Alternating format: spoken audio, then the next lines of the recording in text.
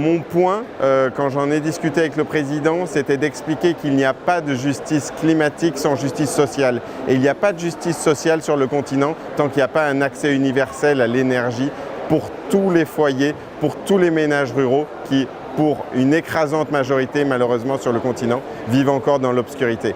Beaucoup de promesses ont été faites. Néanmoins, il faut réussir à exécuter cet accès universel d'ici à 2030. Le président a été très clair, il a absolument conscience que les technologies ont évolué. Cette vieille promesse d'électrifier le continent, elle est aujourd'hui beaucoup plus réaliste parce qu'il y a eu des leapfrogs. Il l'a dit de ses mots.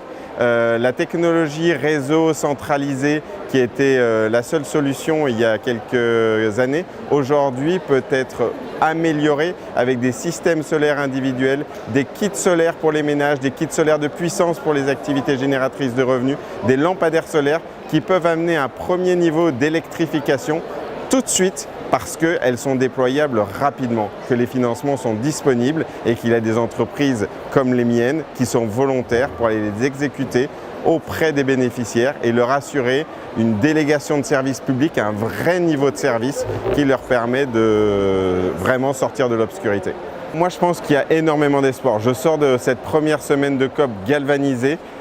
Il y a une très grande compréhension que l'enjeu est prégnant, que l'Afrique doit être bénéficiaire d'énormément de refinancement ou d'accélération du financement. Et là encore, cette justice sociale, c'est elle qui va être financée par les financements climat.